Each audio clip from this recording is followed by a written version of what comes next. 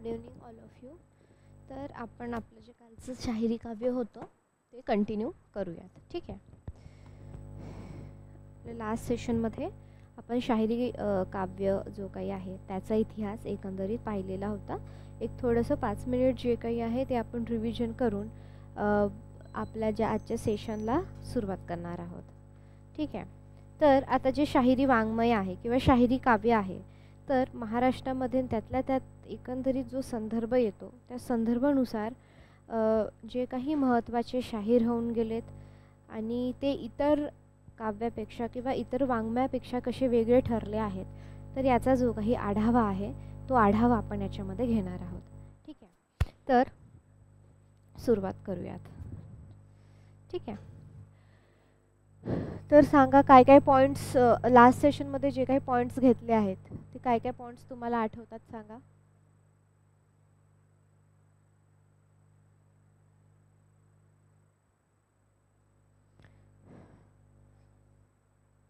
Online students. ठीक आहे. शाहिरी काव्य. ठीक आहे. लास्ट सेशनमध्ये आपण घेतलं, एक थोडे 5 मिनिटामध्ये रिव्हिजन करूयात आपण याची. त्याच्यामध्ये पोवाडा काय असतो आणि त्यानंतर जे काही आहे लावणी हा प्रकार आपण त्याच्यामध्ये पाहणार आहोत की आपल्याला आणि मग त्याच्यातून जे काही आहे शाहिरी काव्य ह्या दोन यांचा जो काही संबंध आहे तर तो शाहिरी काव्याशी कसा आला आणि त्याच्यातून शाहिरी काव्याची जी काही निर्मिती आहे ती कशी झाली ते आपण पाहणार आहोत याच्यामध्ये. ठीक आहे. तर आता जे काही पोवाडे लिहिले गेले आहेत ते तुम्ही या अगोदर कोणकोणते पोवाडे ऐकले आहेत? काही स्टेट बोर्डच्या पुस्तकांमधले पोवाडे ऐकले आहेत का? शिवाजी महाराजांचा पोवाडा असेल, बाजी प्रभू देशपांडे यांचा पोवाडा असेल, तर तुम्ही हे सगळे पोवाडेच होते. म्हणजे आपण जे काही ऐकलं आहे किंवा जे काही वाचलं आहे म्हणजे त्यातल्या त्यात कवितेच्या फॉर्मॅटमध्ये काव्याच्या फॉर्मॅटमध्ये जे काही आपण ऐकलं आहे तर तर बघा आता हा जो काही पोवाडा आहे तर याचं जर आपल्याला साधारण शतक म्हटलं तर आपण काय पाहिलं 18वे शतक. ठीक आहे. 18वे शतक. 18वे शतक म्हणजे काय की शतक म्हणजे किती? 100. ठीक आहे.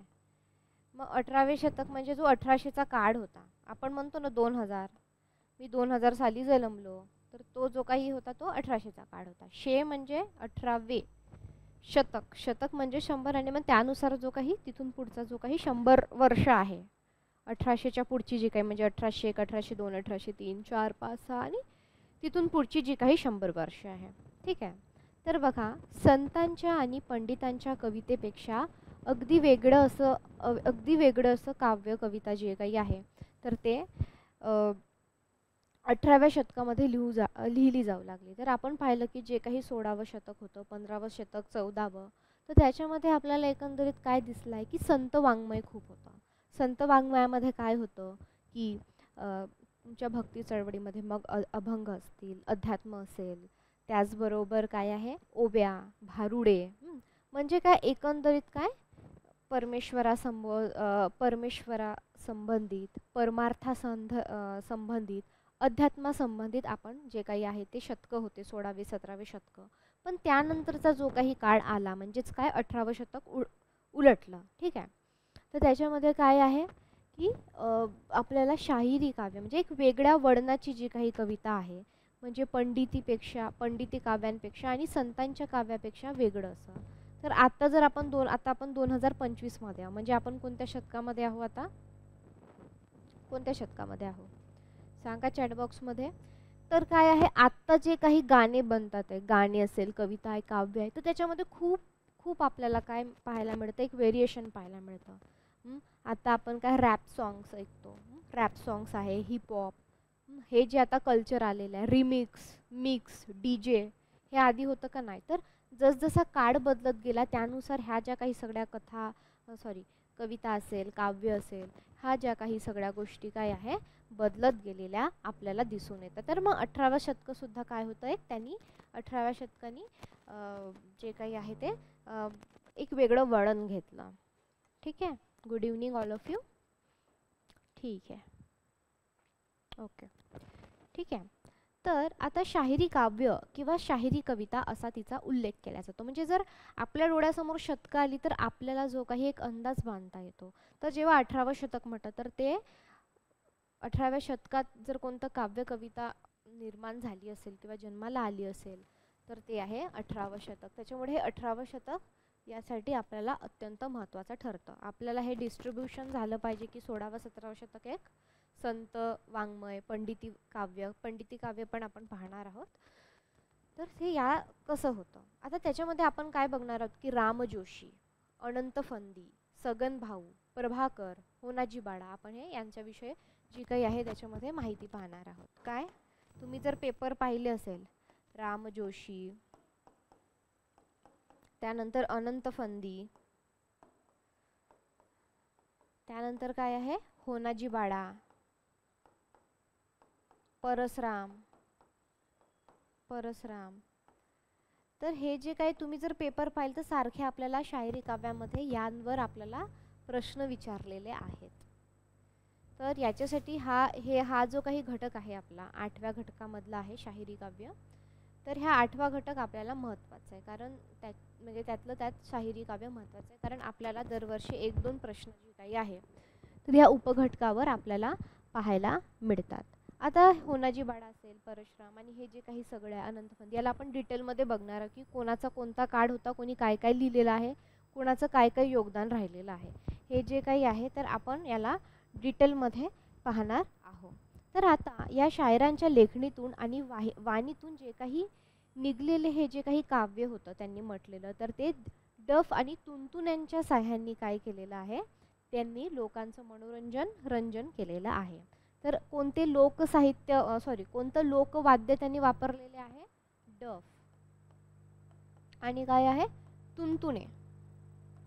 ठीक आहे, डफ आणि तुंतुणे यांची त्यांनी काय घेतलेली आहे, मदत जी काही आहे किंवा त्याची साथ म्हणू शकतो. ठीक आहे, त्याची साथ घेऊन ते लोकांचे रंजन करू लागले. आता ह्या शाहिरी काव्यांचे विषय संत पंतांपेक्षा वेगळे होते.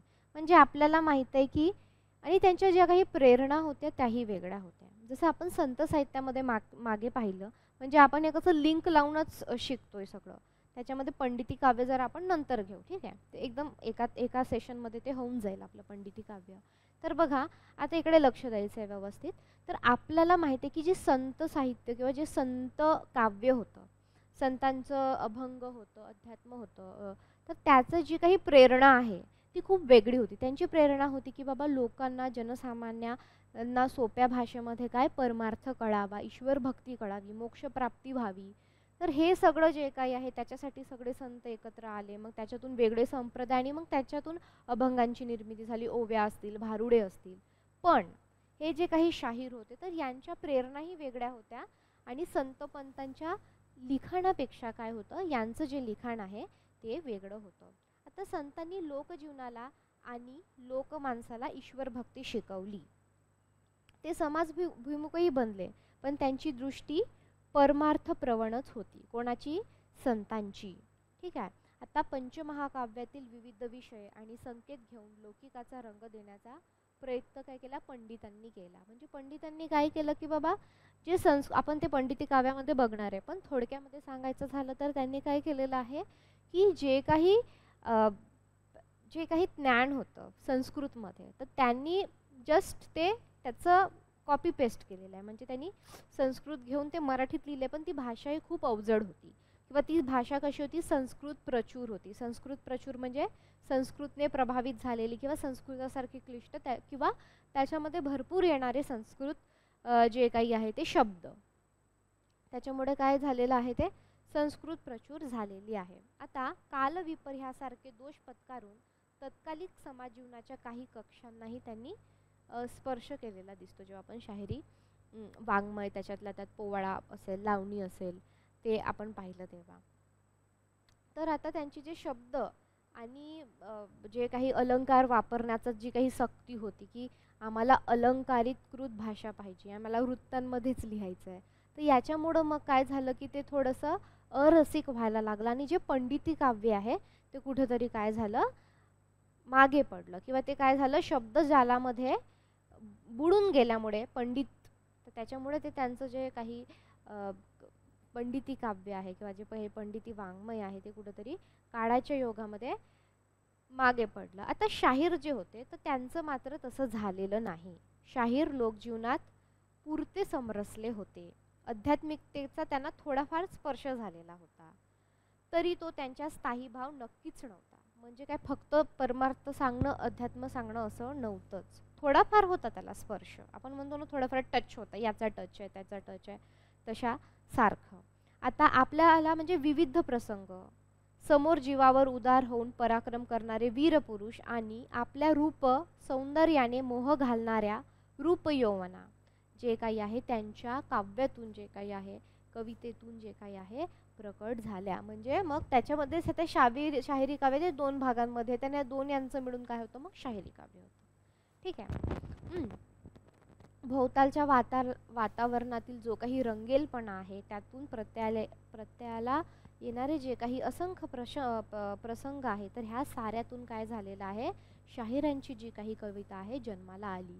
म्हणजे एकतर काय की वीरपुरुष यांचं पराक्रम, उदाहरणार्थ आपण समजा शिवाजी महाराज घेतले, बाजीप्रभू देशपांडे घेतले, तानाजी मालवसरे घेतले, त्या काळातले वेगवेगळे राजे घेतले, वेगवेगळे युद्धाला जाणारे युद्धवीर घेतले, तर त्यांच्यावर काय कविता काव्य रचण्यात आलं. आणि त्यानंतर लावणी म्हणजे त्याच्यामध्ये काय आलेलं आहे मग रंगेलपणा, रूप सौंदर्याने मोह घालणाऱ्या रूपयौवना यांचे प्रेमोत्कट जे काही भाव आहे, तर ते हे सगळं आपल्याला लावणीमध्ये दिसून येतं. आता हे लोकांसाठी जे काही मांडणारे शाहीर होते, तरी हे लोककवी होते. म्हणजे यांना शाहिरांना काय म्हटलं जातं, लोककवी सुद्धा म्हटलं जातं. लोककवी आपल्याला माहीत पाहिजे. समजा पूर्वार्ध उत्तरार्ध अशा प्रकारचे प्रश्न आले, तर आपल्याला ह्या ज्या काही गोष्टी आहेत, तर ह्या गोष्टी आपल्याला इथे माहिती असायला पाहिजे. ठीक आहे.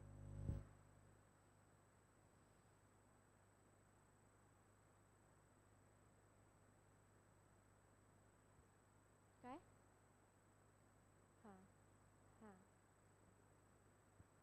म्हणजे लोककवी, लोकांचे कवी म्हणजे लोकांचे वेगवेगळे विषय, जसं पराक्रमाचा विषय असेल किंवा सगळ्या गोष्टींचा विषय असेल, तर त्यानुसार लोक म्हणजे लोकांमध्ये राहून, संसारामध्येच राहून जी काही काव्य कवितेची निर्मिती केल्याची गोष्ट आहे.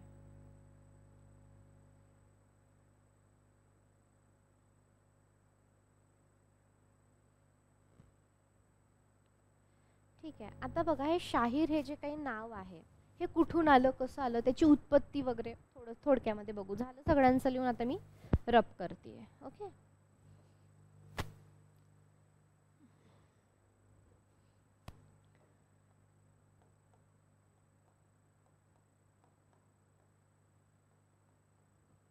आता बघा, तर शाहीर हे जे काही नाव आहे ते कसं आलं, तर आपल्याला माहिती आहे वेगवेगळे राजे होऊन गेले आणि त्यांचं एक एक राज्य होतं. जसं बहामनी राज्य असेल, मौर्य राज्य असेल, अशोकाचं जे काही आहे आपण तेव्हा पाहिलेलं. तर महाराष्ट्रामध्ये त्यातल्या त्यात काय होतं की बहामनी राज्य होतं. आणि हे बहामनी राज्य जेव्हा आलं, तर मग तेव्हा अरबी फारसी संपर्क होता आणि अरबी फारसी भाषामधून येऊन ते मराठीमध्ये रूढ झाला हा जो काही शब्द आहे शाहीर.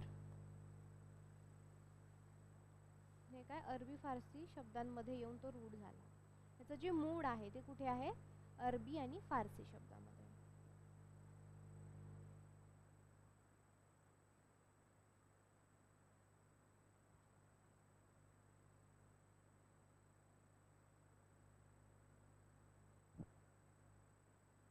ठीक आहे. आता शाहीर व शाहिरी म्हणजे कवी आणि कविता. शाहीर आणि शाहिरी म्हणजे कवी आणि कविता ही दोन्ही मराठी संस्कृतीतलीच आहे. त्यांच्या नावाखेरीज परकीय संस्कृतीचा काही भाग नाही आहे. फक्त नाव जे आहे आपण अरबी फारसी शब्दामध्ये घेतलं आहे, पण बाकी जी काही सगळी रचना असेल ती काय आहे, आपल्या मराठी संस्कृतीचीच आहे. फक्त नाव आहे शाहिरी काव्य किंवा शाहीर, पण जे काही सगळं आहे ते मराठीतच. म्हणजे फक्त काय नावाखेरीज फक्त नाव आहे, बाकी जे काही आहे ते सगळं मराठी संस्कृतीतलंच आहे. त्यांच्या नावाखेरीज काय परकीय संस्कृती नाही. आता बघा, त्या राजवटीत केवळ एट म्हणून तो शब्द स्वीकारला गेला. कारण काय आहे आपण पाहिलेलं आहे. म्हणजे समजा तुम्ही बऱ्याच ठिकाणी पाहिलं असेल की आपल्याला माहित आहे की भारतामध्ये अनेक परदेशी लोक आले, नंतर भारतावर इंग्रजांनी ब्रिटिशांनी राज्य केलं. गोव्यामध्ये पोर्तुगालचं राज्य होतं, त्यानंतर डच ह्या लोकांचं राज्य होतं, अशा प्रकारे राज्य होतं. तर मग काय झालं की सगळ्या गोष्टींची जेव्हा देवाणघेवाण होत होती तेव्हा भाषेची सुद्धा देवाणघेवाण झाली. आता तुम्ही जे काही पुण्यातलं फर्ग्युसन हे नाव म्हणता, तर हे फर्ग्युसन नाव मराठीतलं नाही आहे. किंवा आता आपण बऱ्याच ठिकाणी बघतो की याचं नाव बदललं आहे, त्याचं नाव बदललं आहे, त्या गोष्टींचं नाव बदललं आहे. तर ते काय होतं की ज्या ज्या ठिकाणी ज्या ज्या लोकांचं राज्य होतं त्यांच्या त्यांच्या गरजेनुसार म्हणू शकतो किंवा त्यांच्या त्यांच्या सवडीनुसार जे काही आहे ते नावं पडले आहेत. आता उदाहरणार्थ गोवा. ओके, तर गोव्याचं आधी नाव गोवा नव्हतंच. जेव्हा तिथे मराठी लोक राहायचे आणि सगळं, तर तेव्हा त्यांना गोय गोय असं म्हणायचं. गोय असं, गोय. आताही तुम्ही गेले तर तुम्हाला ते जे बोर्ड असतात असे तिथे गोय लिहून दिसतं, असं दिसतं गोय, आणि मग असे ते गोवा लिहून दिसतं. तुम्ही बोर्ड्स बघितले असेल, कोणी गेलं असेल तिकडे. म्हणजे याचा अर्थ काय की तिथे आधी मराठी लोक आणि हे सगळी लोक राहायची, तर मग ते गोय म्हणायचे. मग तिथे काय झालं की पोर्तुगीजांनी राज्य केलं तिथे, आणि मग त्या पोर्तुगीजांना ना हे गोय वगैरे टिंब देऊन अनुस्वार असलेले शब्द ळ म्हणणं हे जमायचं नाही. मग त्यांनी काय केलं, त्यांच्या सोयीसाठी जे काही आहे तर हे नाव नामांतर केलं की आता आम्हाला काही गोय वगैरे म्हणता नाही येत, तर मग गोवा. किंवा आपण जे पणजी म्हणतो गोव्याची राजधानी, तर त्याचं आधी नाव काय होतं, पंजिम होतं. ते त्यांना म्हणता यायचं नाही कारण ते खूप असे सॉफ्ट स्पीकर होते, असे लाईट वर्ड्स आहेत त्यांचे. तर आपल्याकडे संस्कृत असेल, मराठी असेल, त्याच्यामुळे आपले जे काही शब्द असेल त्याला अनुस्वार आपल्याला दिसतात, स्वल्प म्हणजे अनुस्वार वगैरे ह्या सगळ्या ज्या गोष्टी आहेत त्या आपल्याकडे दिसतात. पण त्यांना ते बोलणं सोयीस्कर व्हावं, त्यांचा जो काही परस्पर कारभार आहे, व्यवहार आहे बोलण्याचा, तो सोपा व्हावा, त्याच्यासाठी काय झालेलं आहे की हे निर्मिती. आता काही काही ठिकाणी खूप साऱ्या ठिकाणी आपल्याला दिसतं की नामांतर होतं, नाव चेंज केलं जातं. पण काही ठिकाणी जी काही नावं आहेत, जसं फर्ग्युसन कॉलेज आहे, सन एल्फिस्टन कॉलेज आहे, त्यानंतर बरेच असे जे काही नावं आहेत, तर आपल्याला काय होतात ते इथे आपल्याला कॉमन दिसतात किंवा ते म्हणजे तसे पाहायला मिळतात. मग आपणही विचार करतो किंवा फर्ग्युसन म्हटलं तर हे काही मराठीतलं नाव नाही आहे, तर हे आधी जेव्हा आपल्यावर ब्रिटिशांचं राज्य होतं, म्हणजे ज्या ज्या ठिकाणी ज्या ज्या लोकांचं राज्य होतं त्याच्या त्याच्या प्रभावानुसार काय झालेलं आहे ते नावं आले. तर त्याच प्रकारे 18व्या शतकामध्ये काय झालं होतं की बहामनी राज्य होतं आणि तेव्हा फारसी अरबी लोकांची ये जा होती. आणि त्याचबरोबर काय की आपल्याला माहिती आहे भारत हा जो देश आहे तर त्याच्यामध्ये खूप आयात निर्याती व्हायच्या, कारण मसाले असायचे आपल्याकडे, कापूस असायचा, नीळ असायचा, तो काय व्हायचा त्याची निर्यात व्हायची. निर्यात होणे म्हणजे काय की भारताबाहेर जायचं, पाठवायचं. तिकडच्या लोकांकडे मसाल्याचे पदार्थ नाही, नीड नाही आहे. नीड म्हणजे आपण जे आपले पांढरे कपडे त्या निळामध्ये घालतो तो नीड नाही आहे. किंवा त्यानंतर काय म्हणू शकतो आपण, कापूस असेल, म्हणजे आपल्याकडे असं खूप काय काय काय काय होतं. म्हणजे आपल्या भारत देशाला एक सोन्याची मैना किंवा सोन्याचं पक्षी म्हटलं जायचं आधी, तर त्याच्यामुळे ते भारतामध्ये आले, त्यांनी व्यापार केला आणि व्यापार करता करता काय केलं, मग भारतावर राज्य केलं आणि भारतावर पारतंत्र्य लादलं गेलं. तर मग हे जे काही आहे शब्दांची हिस्ट्री वगैरे, तर मग त्याच्यातून काय झालेलं आहे एकंदरीत की त्या बहामनी काळामध्ये 18व्या शतकामध्ये मग फारसींची ये जा होती आणि मग फक्त त्यांनी काय केलेलं आहे की बाबा शाहिरी काव्य म्हणून असं फक्त ते नाव राहिलेलं आहे. बाकी जे काही काव्य असेल त्याच्यातल्या कविता, पोवाडे, जे काही लावणे असेल ते सगळं आपलं मराठीतलंच आहे. ठीक आहे, क्लिअर. फक्त आपल्याला हे माहीत पाहिजे की एखाद्या वेळेस शाहीर हा जो काही शब्द आहे तर तो शब्द काय आहे, अरबी आणि फारसी याच्यातून आलेला आहे. ठीक आहे. आता बघा, शाहीर म्हटलं तर शाहीर याचा अर्थ काय होतो की पोवाडे. शाहीर म्हणजे काय तर लिहून घ्या, पोवाडे आणि लावणी रचणारा कवी.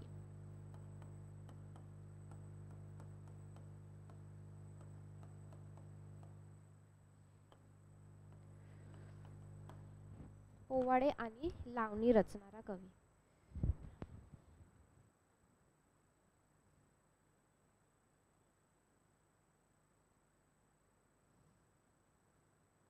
लिहून घ्यायचे.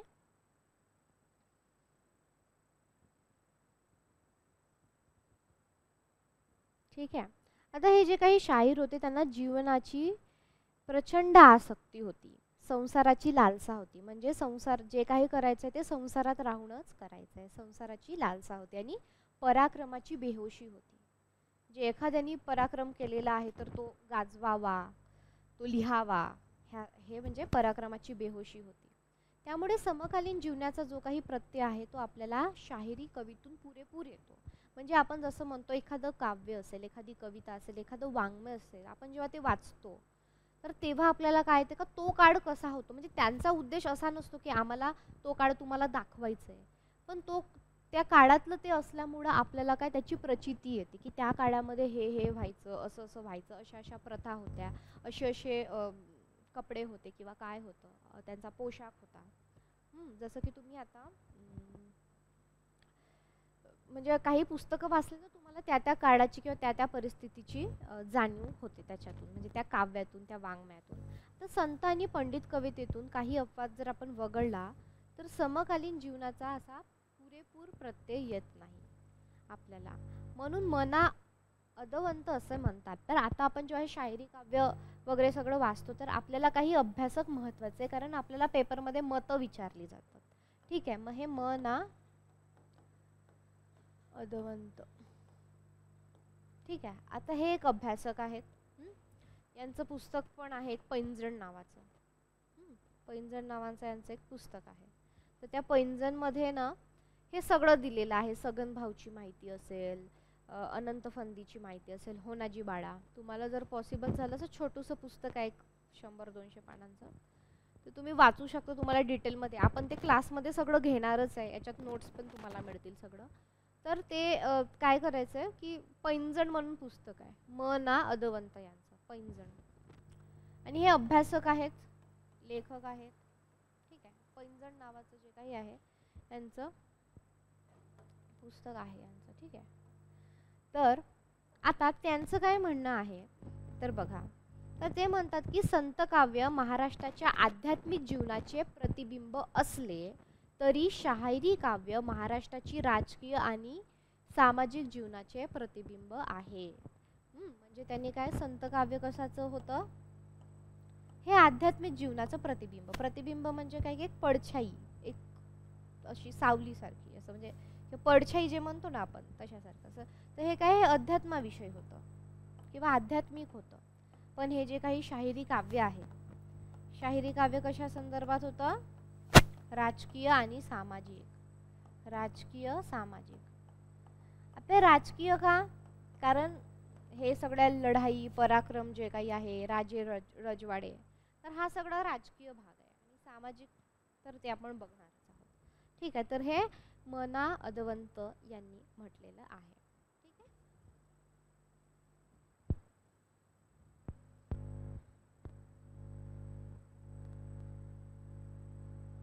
आता ह्या ज्या काही शाहिरी आहेत तर ह्या शाहिरींना काय म्हटले जातात की मराठ्यांची खरी गाणी असं म्हटलं जातं. ठीक आहे, शाहिरीला काय म्हटलं जातं, मराठ्यांची खरी गाणी.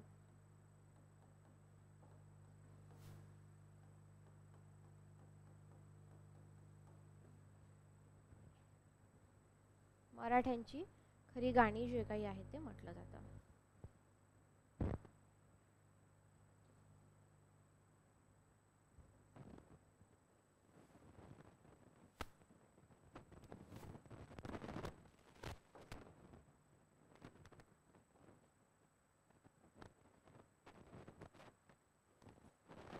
क्लिअर. हे काही जे स्टेटमेंट्स आहे किंवा मतं आहेत किंवा काय काय म्हणतात की शाहिरांना लोककवी म्हणतात. शाहिरी काव्य म्हणजे काय, मराठ्यांची खरी गाणी म्हटलं जातं. त्याच्यानंतर संत काव्य हे आध्यात्मिकतेचं प्रतिबिंब होतं. शाहिरी काव्य हे राजकीयांचं प्रतिबिंब होतं. तर जेव्हा तुम्ही प्रश्न पाहाल तर प्रश्न असे फॉर्म केलेले आहेत, पूर्वार्ध, उत्तरार्ध. तर हे तुम्हाला जेव्हा माहीत असतं अभ्यासक कोणते आहेत आणि काय काय म्हटलं आहे, जेव्हा तुम्ही ऑथेंटिक पुस्तकं वाचता तर जसंच्या तसं आपल्याला काही काही वाक्य घेतलेले दिसतात, पूर्वार्ध, उत्तरार्ध. आणि जेव्हा आपल्याला हे कॉन्सेप्च्युअल संकलात्मक स्पष्टता होतात तेव्हा आपले प्रश्न व्यवस्थित सुटतात. ठीक आहे,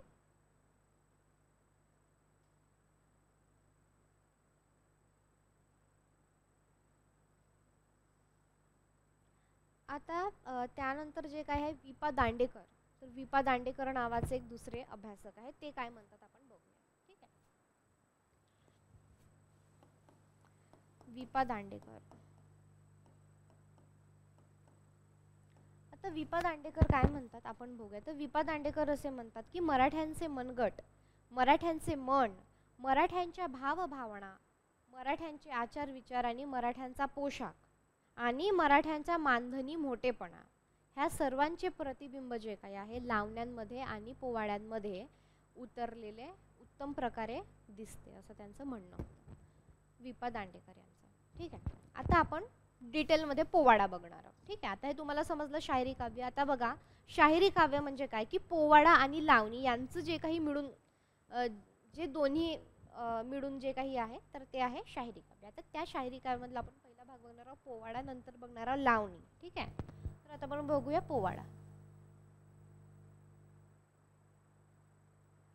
शाहिरी काव्यामध्ये दोन्हींचा समावेश आहे. पोवाडा म्हणजे शाहिरी म्हणजे काय, शाहिरी काव्य म्हणजे काय,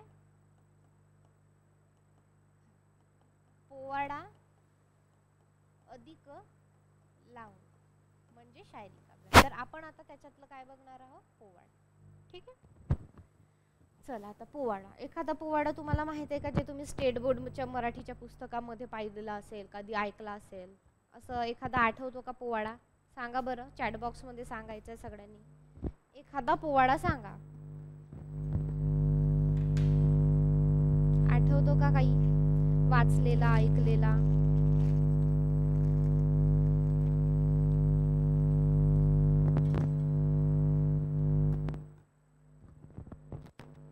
अच्छा, जानता राजामध्ये. अच्छा, अरे वा, व्हेरी गुड.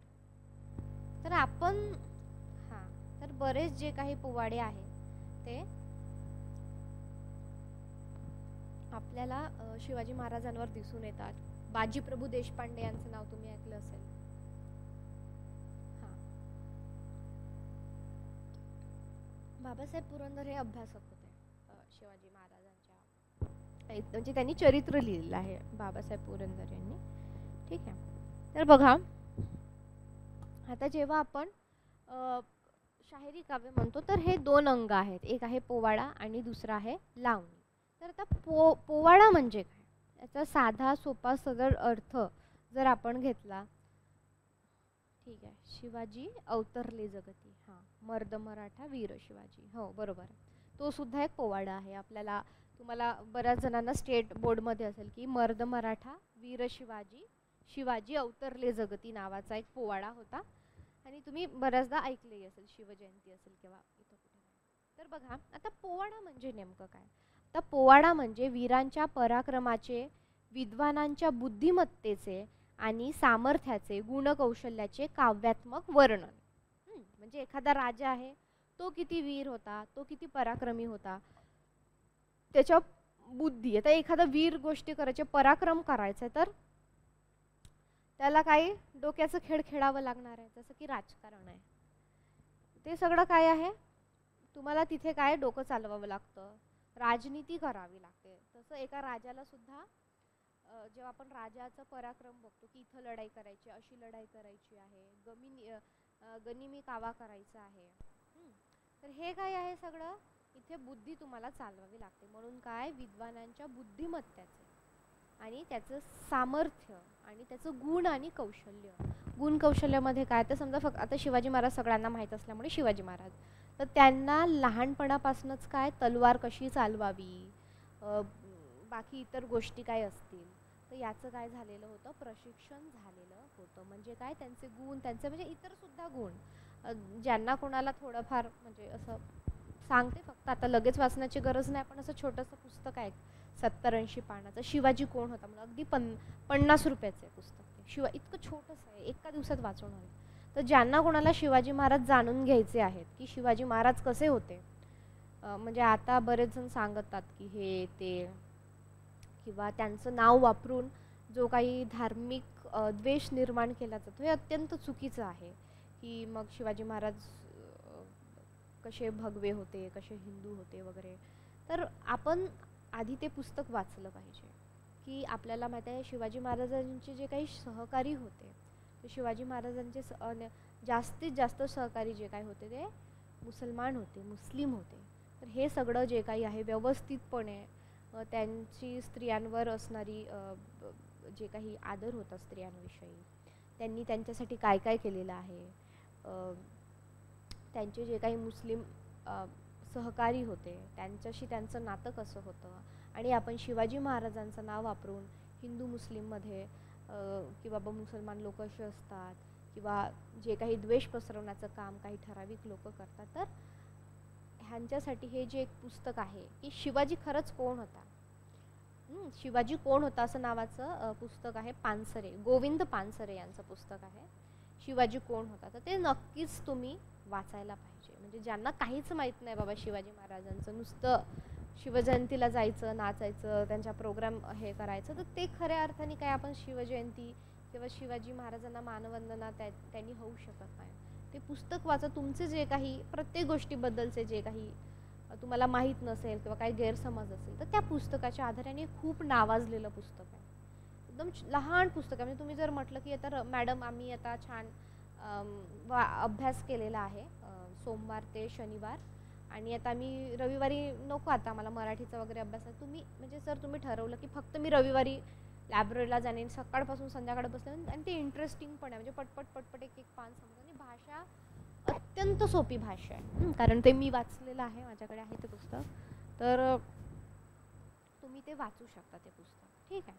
तर बघा आता, तर ह्याच्यामध्ये काय आहे की स्तुती आणि वर्णन जे काही आहे ते पोवाड्यांमध्ये आपल्याला दिसून येतं. तर ही कल्पना जी काही आहे आर्य संस्कृतीतून पुरातन कालापासून जी काही आहे चालत आलेली आहे. आपल्याला माहिती आहे की आर्य हे सगळं जो काही इतिहास आहे तो आपल्याला थोड्याफार प्रमाणात आपल्या शाळेमध्ये शिकवल्यामुळे जे काही आहे ते माहिती आहे. तर ही जी काही परंपरा होती आर्यांपासून की पराक्रमाचं कौतुक करणं, वर्णन करणं, तर ह्या सगळ्या ज्या काही गोष्टी आहेत, तर इंद्राला सम्राट पदाचा अभिषेक झाल्यानंतर तो आसंदीवर बसला आणि विश्वदेवांनी जो काही अभ्युत्क्रोश केला असे ब्राह्मणात वर्णन आहे. म्हणजे राजांचे वर्णन, पराक्रमाचे वर्णन, ह्या सगळ्या गोष्टी आपल्याला इथे दिसून येतात. आता मना सहस्त्रबुद्धे जे काही हे अभ्यासक आहेत, मना सहस्त्रबुद्धे, तर यांनी काय म्हटलंय, पोवाड्याला कीर्तिकाव्य असे म्हटलेले आहे.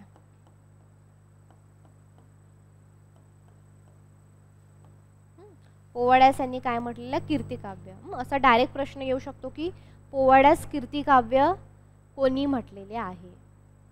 ठीक आहे, असा डायरेक्टली प्रश्न आपल्याला विचारू येऊ शकतो. लिहून घ्यायचं आहे.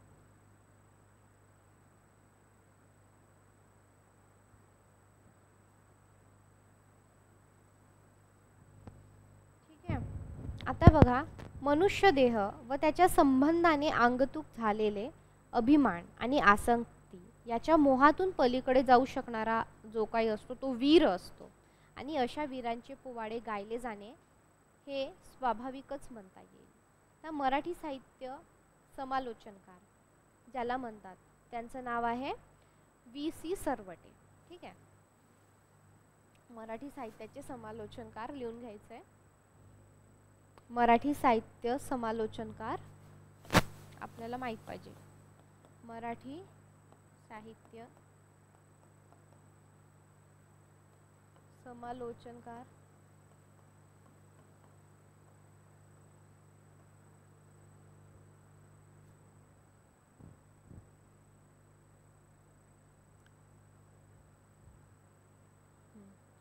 V.C. सरवटे.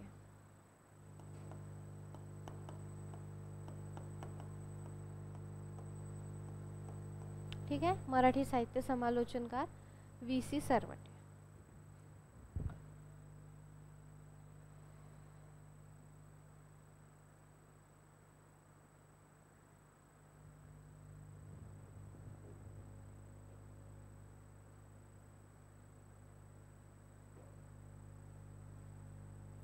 मराठी साहित्य समालोचनकार जे काही आहे ते V.C. सरवटे आहेत. ठीक आहे. तर आता यांच्यामध्ये काय की पोवाडा जे काही आहे, तर पोवाडा या कवनाची उत्पत्ती जी काही आहे धर्ममूलक आहे असं ते म्हणतात. तर आता महाराष्ट्र जे काही आहे तर महाराष्ट्रात कुलधर्माच्या वेळी गोंधळ घालण्याचा प्रकार जुना आहे. म्हणजे आपण माहिती आहे तुम्हाला ते गाणं माहिती आहे, गोंधळ मांडला. हा जो काही गोंधळ घालणे हा प्रकार जुना आहे आणि त्यांच्यामध्ये काही की याला कुठेतरी धर्माचं हे धर्ममूलक आहे, म्हणजे धर्मातून आलेलं आहे असं यांचं सर्वटे यांचं म्हणणं आहे. आणि जो काही गोंधळ होतो तर हा जो काही प्रकार आहे तो नामदेवांच्या वेळी हा प्रकार होता आणि हा गोंधळातून जो काही आहे पोवाडा हा पुढे विकसित झाला असावा असं त्यांचं मत आहे. तर यांचं मत काय आहे, पोवाडा हा धर्ममूलक आहे आणि काय गोंधळातून याची निर्मिती झालेली आहे.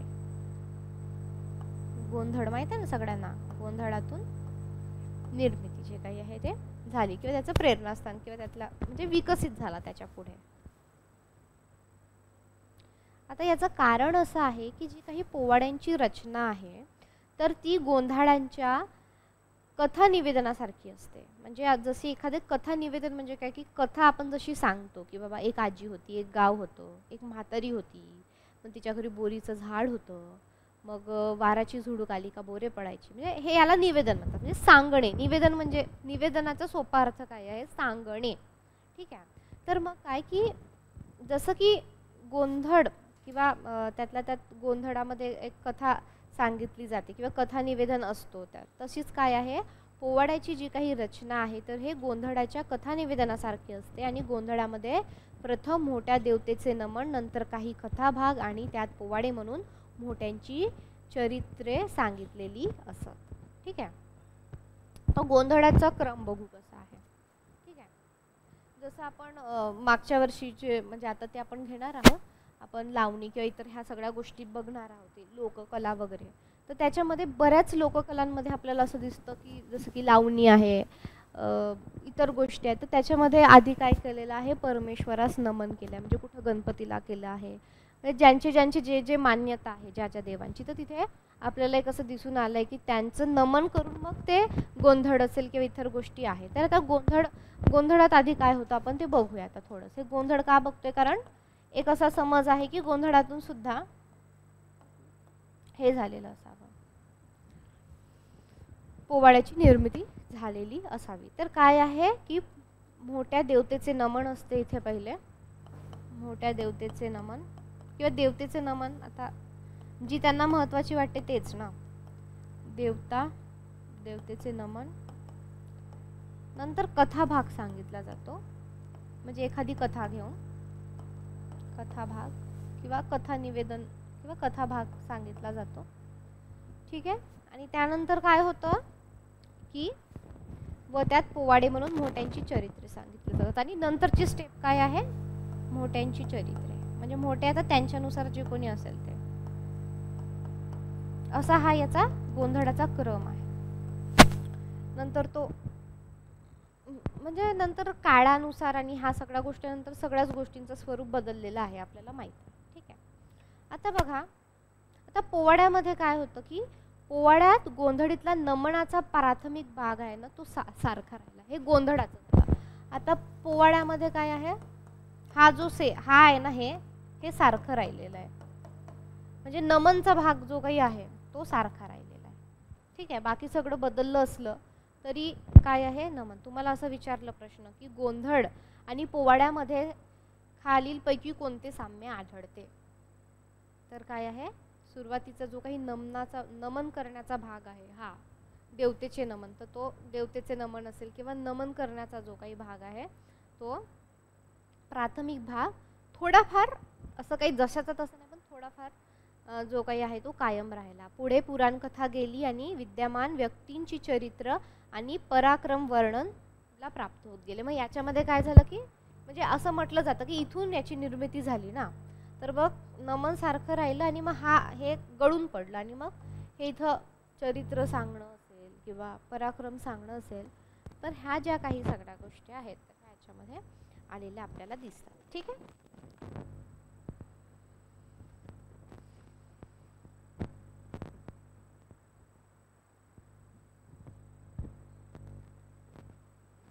समजलं तुम्हाला इथपर्यंत? तर आता बघा, पोवाड्यातील धावती ओघवती रचना तुटक पण आवेशपूर्ण भाषा, यामुळे ते ऐकताना श्रोत्यांच्या मनात वीर रसाची निर्मिती होते. तर आपल्याला माहिती आहे की रस आहेत आपल्याकडे, किती 9 रस आहेत. त्याच्यामधला म्हणजे असे 9 रस आहेत ना आपल्याकडे. त्याच्यामध्ये मग करुण रस आहे, रौद्र रस आहे, विभत्स आहे, त्याच्यानंतर शृंगार रस आहे, वीर रस आहे. तर अशा प्रकारे 9 रस आहेत आपल्याला, 9 गुणांसारखे 9 रस. तर जेव्हा पोवाडा आहे ना, पोवाडा, तर पोवाड्यामध्ये कोणता रस आहे? वीर रस. पोवाड्यामध्ये काय आहे? वीर रस आहे. ठीक आहे.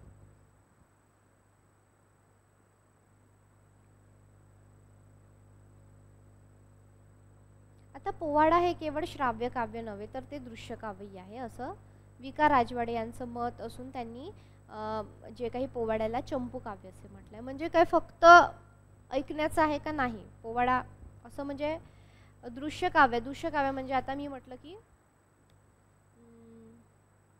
आता शिवाजी महाराजांचा एखादा पोवाडा आहे तर मी त्यांना म्हटलं की बाबा काड्या कुट्ट जो काही एखादा किल्ला आहे त्याच्यावर काड्या रात्री ते त्यांच्या सगळ्या सवंगड्यांना किंवा त्यांच्या सगळ्या सोबतींना घेऊन वर चालले, असं एक पोवाड्यामध्ये समजा एक लाईन आहे, एक हे आहे. तर आपल्या डोक्यामध्ये किंवा आपल्या कल्पनेत ते लगेच आपल्याला दिसतं, काहीतरी मोठा भल्लासा मोठासा किल्ला दिसतो आणि शिवाजी महाराज असे अंदुक आणि ते सगळ्यांना घेऊन जातात आहे. किंवा असं पोवाड्यामध्ये कुठंतरी लाईन आली की बाबा ते ढाल आणि तलवार घेऊन लढतात आहे, तर आपल्याला असे लगेच आपल्या बॅक ऑफ द माइंड अशी एक काय होते, एक प्रतिमा किंवा एक चित्रकृती जी काही आहे ती निर्माण होते. त्याच्यामुळे विका राजवाडे काय म्हणतात की हे फक्त श्राव्य काव्य नाही, म्हणजे फक्त ऐकण्यापुरती मर्यादित नसून हे दृश्य काव्य आहे. कारण जेव्हा आपण ते ऐकतो ते बॅक ऑफ द माइंड काय आहे, आपल्याला ते चित्रसुद्धा जे काही आहे आपल्या डोक्याच्या मागे उभं राहतं. तर त्याच्यामुळे त्यांनी काय म्हटलेलं आहे, विका राजवाड्यांनी पोवाड्याला चंपू काव्य म्हटले आहे. विका राजवाडे हे इतिहासतज्ञ एक अभ्यासक आहेत. तर त्यांच्या मते यांनी पोवाड्याला चंपू काव्य म्हटले. लिहून घ्यायचे. असा प्रश्न डायरेक्ट येऊ शकतो, पोवाड्याला चंपू काव्य कोणी म्हटले आहे? किंवा विका राजवाडे यांनी पोवाड्यांचे वर्णन खालीलपैकी कसे केलेले आहे? मग तिथं देणार तुम्हाला कीर्तिकाव्य, चंपू काव्य, लोककवी, जे काही असेल ते. ठीक आहे. तर हे आपलं अभ्यासक आहे. बघा आता असं काही तुम्हाला खूप वाचायचं नाही, पण तुम्ही जे वाचताय ते क्वालिटी असलं पाहिजे, तेच 10 वेळा वाचलं पाहिजे. आता हे जे मी तुम्हाला लिहून देत आहे हे सगळं ऑथेंटिक सोर्समधलं आहे, याच्या फार पलीकडे विचारत नाही, कारण याच्यामध्ये सगळं कवर झालं आहे. म्हणजे तुम्हाला फक्त एवढंच आहे की क्लास संपल्यावर फक्त 15 ते 20 त्याच्यात अर्धा तास आज आपल्याला मॅडमनी जे काही लिहून दिलं आहे, शाहिरी काव्य म्हणजे काय, तो शब्द कुठून आला, त्याच्यानंतर पोवाडा म्हणजे काय, वेगवेगळे आता आपण 2-3 अभ्यासक पाहिले. कोणते? अदवंत पाहिले आहे, त्याच्यानंतर सहस्त्रबुद्धे पाहिले आहे, राजवाडे पाहिलेले आहे, त्यानंतर सरवटे पाहिलेले आहेत. त्यांच्या म्हणण्यानुसार पोवाड्याला त्यांनी काय काय शब्द दिले आहे. कोणी म्हटलंय कीर्तिकाव्य, कोणी म्हटलंय चंपू काव्य, कोणी म्हटलंय त्याची गोंधळातून निर्मिती झालेली आहे, कोणी म्हटलं त्याची जी प्रेरणा ती कुलधर्म असेल. तर हे जेव्हा आपलं सगळं हे होतं ना, तर मग त्याच्यातूनच प्रश्न विचारतात. जर तुम्ही मागील वर्षी प्रश्नपत्रिका पाहिलं तर मतं विचारल्यात की बा कोणाचं काय मत आहे, कोणी कशाला काय म्हटलेलं आहे. त्याच्यामुळे रिव्हिजन करा ना, तर ते डोक्यातून उडून जाईल. आता कसं आहे आपल्या डोक्याचं, कसं जसं ताजं असलं की ते कसं पटकन जातं मूर्त डोक्यामध्ये. जसं की उदाहरणार्थ जमीन ओली असली, आपली जमीन आहे, पाऊस पडला त्याच्यावर किंवा आपण पाणी मारलं त्याच्यावर पटकन जर आपण बी टाकलं तर ते आतमध्ये जातं, ते मूर्त पीक येतं. कोरड्या जमिनीवर तुम्ही जर हे टाकायला गेलेत दाणे, जे काही आहे तुमचे धान्य पीक, ते काही म्हणजे ते खूप कठीण आहे मग त्या गोष्टी. आणि जसं की उदाहरणार्थ जर जेवण तुमचं गरम गरम असेल किंवा एखादी चपाती गरम गरम असेल तर ती अशी लगेच खाल्ल्या जाते, बरोबर आहे, तोंडाला पाणी सुटतं आणि ती लगेच खाल्ल्या जाते. पण ती सकाळी करून ठेवल्याने रात्री खा म्हटलं तर मग कठीण जातं. तसंच आपल्या याचं सुद्धा आहे की ताजं आहे, फ्रेश आहे एकदम, कारण आपल्याला मॅडमनी समजावून सांगितलेलं आहे म्हणजे काय खूप सारे संदर्भ दिले आहे, क्लासमध्ये चालू आहे. त्याच्यामुळे आपलं पहिलं प्राधान्यक्रम काय, क्लासमध्ये झालेलं अख्खं पाठ करणं. म्हणजे मी तर म्हणेल पाठच करा किंवा समजून पाठ करा, ज्यांना पाठ करायचा ते त्यांनी लिहून पहा की बाबा चंपू कांदळे यांनी म्हटलं, सहस्त्रबुद्धींनी हे म्हटलं, अदवंतनी हे म्हटलेलं आहे, राजवाडेंनी हे म्हटलेलं आहे. झालं, पोवाडा तुमचा बाहेर पडतो किंवा तुमचा जो काही 8व्या घटक मधला जे काही शाहिरी काव्य आहे ते साईडला पडतं की तुम्ही असं टिकमार्क करू शकता की आता माझा अभ्यास झाला आणि तुम्ही मला याच्यातलं काहीही विचारा, मी जो काही अभ्यास केलेला आहे त्याच्यावर मला हे येणंच आहे, ते मला येणार आहे. तर त्याच्यामुळं सगळ्यात महत्त्वाचं हे ठरतं की जे क्लासमध्ये झालं आहे ते तुम्हाला पाठच पाहिजे किंवा ते तुम्हाला माहिती पाहिजे, त्याच्यावर काही विचारलं तरी ते तुम्हाला आलं पाहिजे. ते झाल्यानंतर मग तुमचं तुम्हाला काय वाचायचं ते तुम्ही वाचा. कारण हे काय जशाचं तसं पेपरला येतं. बऱ्याचदा बऱ्याच मुलांचे यांचे अनुभव आहे, जशाचे तसं पेपरला येतात. त्याच्यामुळे हातचं सोडून पडत्याच्या मागे जी काही म्हण आहे, हातचं सोडून पडत्याच्या मागे लागणे असं करू नका. जे क्लासमध्ये शिकवलेलं आहे ते व्यवस्थित तुम्ही रिवाईज करा. ते झालं की मग तुमचे जे काही साहित्य आहे ते घटक 10 ते वाचायला काढा, त्याची नोट्स घ्या किंवा तुम्हाला बाकी इतर काही वाचायचं असेल, ऐकायचं असेल, व्हिडिओ काही असेल मग ते करा. पण आधी याला प्राधान्य द्या. तुमची प्रायोरिटी जी काही आहे, प्राधान्य म्हणजे काय, समजा 5 गोष्टी आहे, 1 2 3 म्हणजे समजा असं काहीतरी आहे, तर सगळ्यात आधी कोणती गोष्ट करायची त्याचा क्रम लावणे. समजा उदाहरणार्थ आज काय की समजा मी आता पोवाडा शिकवला, त्या पोवाड्याचे नोट्स आहेत समजा, ठीक आहे, एक काम आहे, ठीक आहे पहिलं. दुसरं आहे समजा तुम्ही आता बनगरवाडी वाचतात आहे, बनगरवाडी. तिसरं आहे की तुम्हाला आता समजा तुम्ही काहीतरी अभंग बघतायत यूट्यूबला किंवा यूट्यूबचे व्हिडिओ असं लिहू आपण, यूट्यूब व्हिडिओ. चौथा आहे की तुम्हाला एक समजा टीव्ही वरचा कार्यक्रम पाहण्याचा मोह झाला, टीव्ही पाहण्याचा मोह झाला. आणि पाचवं आपण काय म्हणू शकतो की हा मित्रांनी बोलवलेलं आहे कुठेतरी, फ्रेंड्स. तर तुम्हाला काय करायचंय, याची प्रायोरिटी, याचे प्राधान्यक्रम लावायचे. आपलं मनात पडेल तसं करायचं नाही. हा आता माझी खूप इच्छा होत आहे, मित्रांनी बोलवलंय काहीतरी वडापाव चहा खायला, मी जाऊन येतो नंतर अभ्यास करतो. ठीक आहे, तुम्हाला अभ्यासाला बसायचं, खूप भूक लागली, तुमचं तुम्ही काहीतरी खाऊन घ्या 5-10 मिनिटांमध्ये आणि लगेच बसून जा. मित्रांसोबत जाणार, तिथं खूप गप्पा टंगड मंगड, मग हा मुलगा हे बोलला होता, ती मुलगी ती बोललं होतं, मग तर हे तुम्ही हे अननेसेसरी गप्पांमध्ये इथं पडता कामा नये. किंवा मग आता पेपर काय 2 महिन्यांनी होणार नाही आहे, मग असंच होतं तसं वायफळ गप्पा. त्याचं जे काही तुमचं एक्झामला जे काही बेनिफिट आहे ते 0% आहे, 0%. तुम्ही थोडं रिफ्रेश व्हायला जाणं नंतर, आणि रिफ्रेश व्हायचे अनेक मार्ग आहे. तुम्ही जर ठरवलं 6 महिन्यात मला सेट काढायचे तर तेच करा ना, मग ते झाल्यावर तुम्ही टिंगलटवाडा करत बसा. त्याच्यानंतर काय म्हणजे हे तर नाहीच आहे.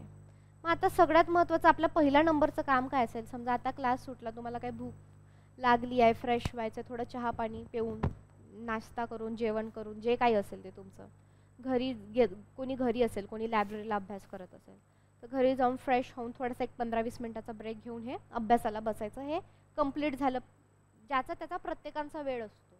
आता कोणी ग्रॅज्युएशनच्या MAच्या पहिल्या वर्षाला आहे, कोणी दुसऱ्या वर्षाला आहे, कोणी झालेले आहेत, कोणी नोकरी करतात, कोणी आई आहे, त्यांचं बाळ आहे, अनेक गोष्टी आहेत, कोणी मॅरिड आहे, कोणी अनमॅरिड आहे, कोणी गावाला गेले, एंड नंबर ऑफ थिंग्स. ते तुमच्यानुसार तुम्हाला किती वेळ लागतो तेव्हा त्याच्यामध्ये काही पडत नाही, ठीक आहे.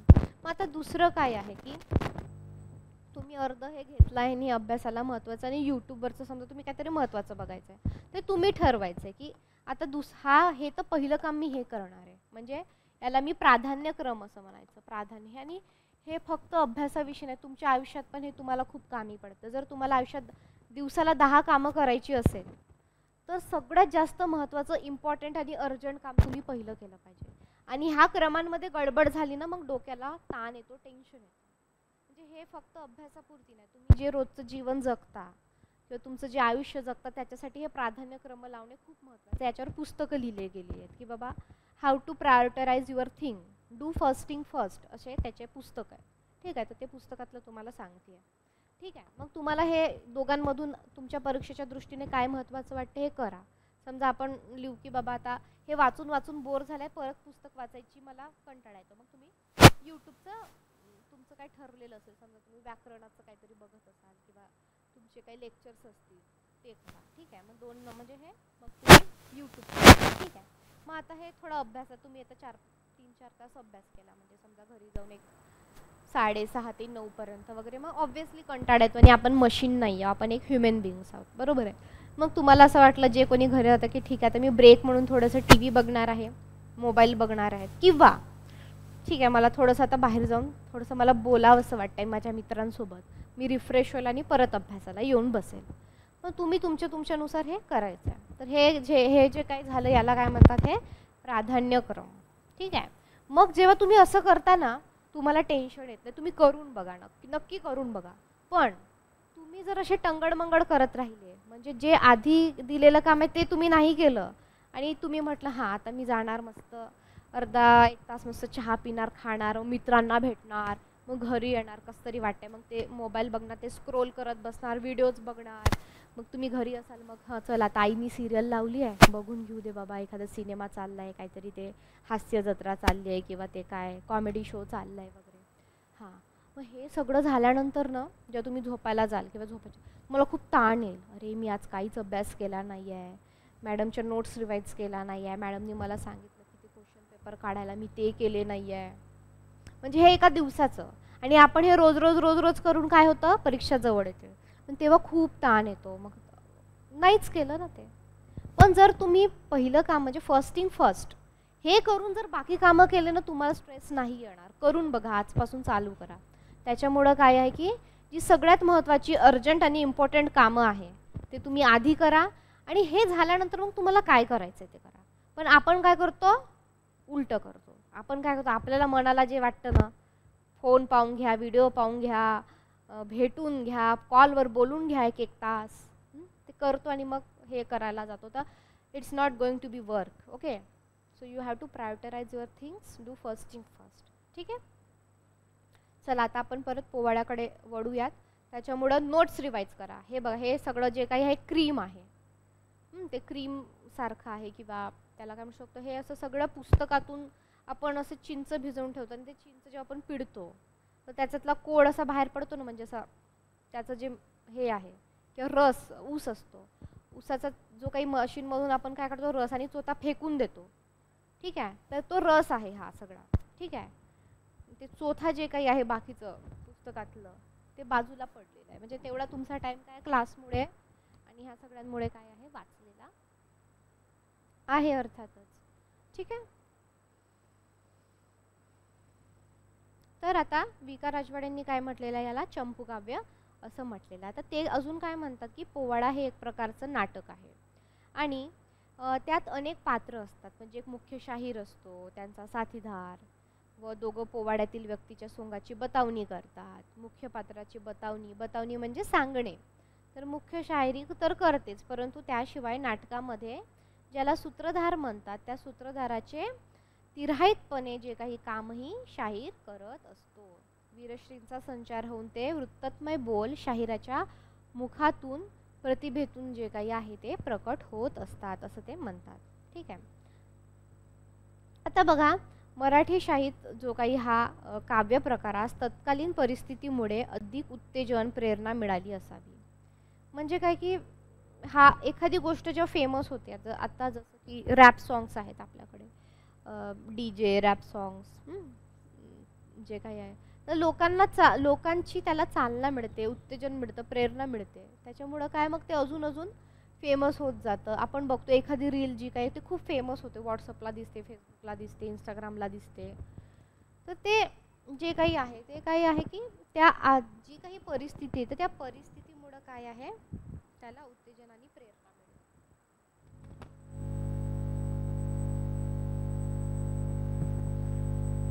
आता लोकजीवन आहे, तर ह्या लोकजीवनाशी शाहीर जे काही आहे पूर्णतः एकरूप झाले होते आणि त्यामुळे तत्कालिक लोकजीवनाचे किंवा मराठ्यांच्या सामुदायिक भावजीवनाचे चित्रसुद्धा आपल्याला पोवाड्यांमध्ये जे काही आहे रेखाटू शकले, असं जे काही आहे वि. का. राजवाडे यांचं मत आहे. तर यांनी ऐतिहासिक सत्याच्या दृष्टीने बखरीपेक्षा पोवाड्याला वरचं स्थान दिलेलं आहे.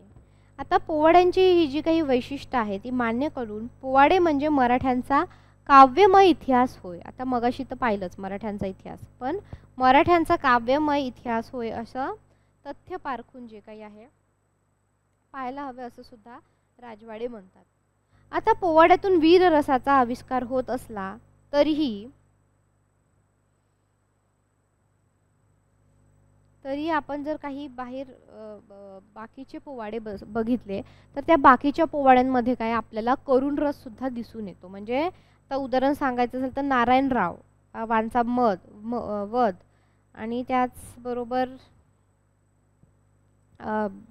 जे काही सवाई माधवराव आहे त्या काळातले, तर त्यांचं जे काही मृत्यूबद्दलचा ह्या सगळ्या प्रसंगाबद्दलचा एक जो पोवाडा आहे तर त्याच्यामध्ये करुण रस म्हणजे काय की करुणा म्हणजे आपण असं म्हणतो ना, करुणा प्रेम, असं करुण आहे बाबा, दया आहे त्याच्यामध्ये, असं सगळं.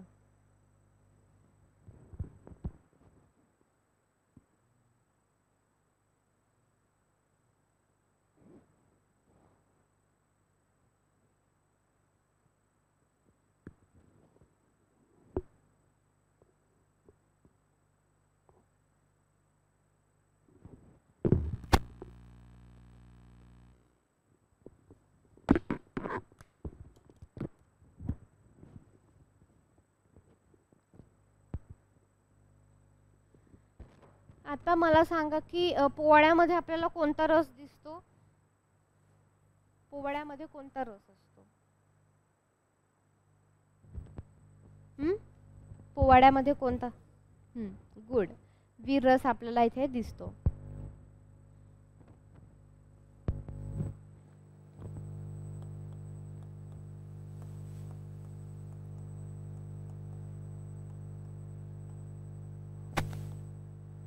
नारायणरावांचा वध आणि सवाई माधवरावाचा मृत्यू, म्हणजे लढाई करता करता त्यांचा मृत्यू झाला.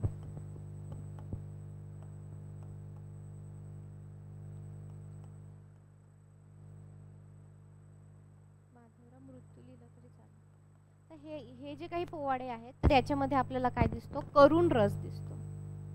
की पोवाड्यामधून आपल्याला खालीलपैकी कोणता रस प्रतीत होतो? तर त्याचं आहे की वीररस. पण समजा ऑप्शनमध्ये करुण रस पण असेल, वीररस आणि करुण रस वगैरे, तर ते वीररस करुण रस येणार.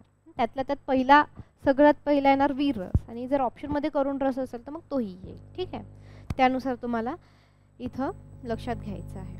ठीक आहे.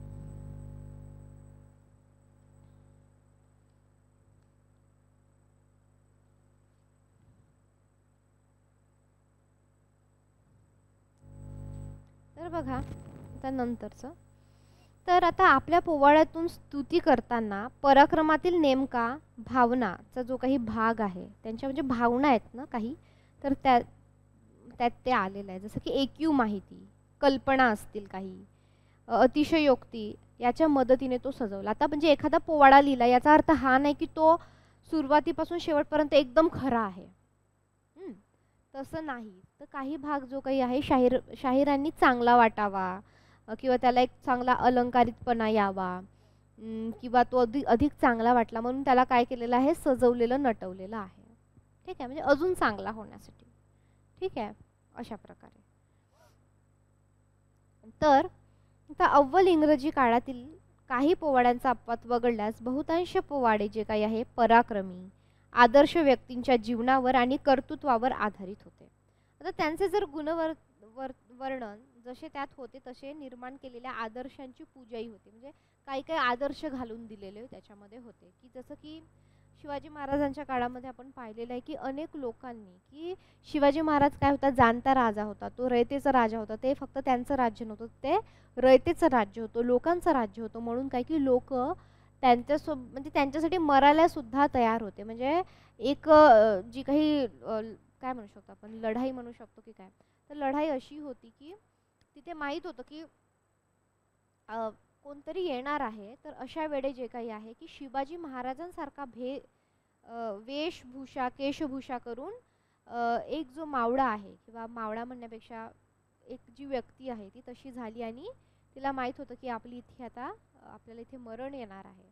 तर शिवाजी महाराजांचा जीव वाचावा, कारण त्यांचं कार्यकर्तृत्व अत्यंत मोठं आहे, आणि आपला तिथं त्याग आपण त्या कर्तृत्वामध्ये सामील व्हावं म्हणून जे काही आहे मरण पत्करलेले मावळे किंवा मरण पत्करलेले लोक आपल्याला तिथे दिसून आलेले आहेत. म्हणून काय म्हटलं जातं की लोक त्यांना आदर्श मानायचे, आणि ह्या पोवाड्यामधून आपल्याला कुठेतरी काय दिसतं की एक आदर्श दिसून येतो याच्यामध्ये.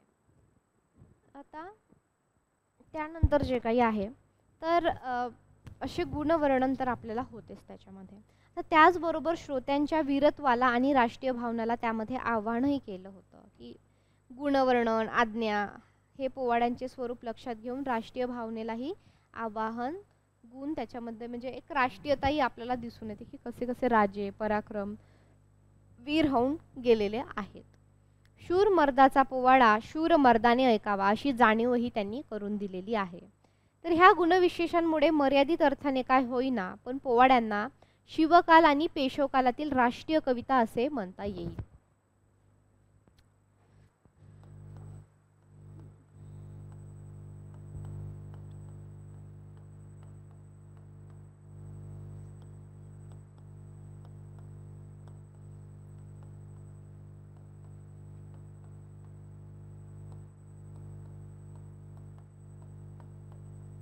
असा सुद्धा पोवाड्यांचा उल्लेख केला जातो.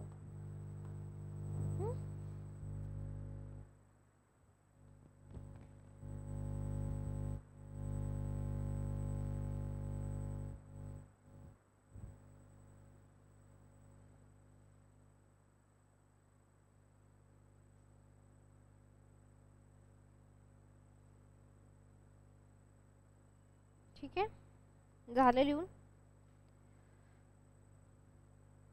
तर आता पोवाड्यांना हे जे काही राष्ट्रीय भावनाचे आवाहन मान्य करून शायरांना केवळ राष्ट्रीय भावनेने प्रेरणे होऊन जे काही आहे लेखन केले असं म्हणता येणार नाही, की म्हणजे फक्त त्यांच्यासमोर राष्ट्र होता आणि त्यांच्याच प्रेरणेने त्यांनी लिहिलं असं म्हणता येणार नाही.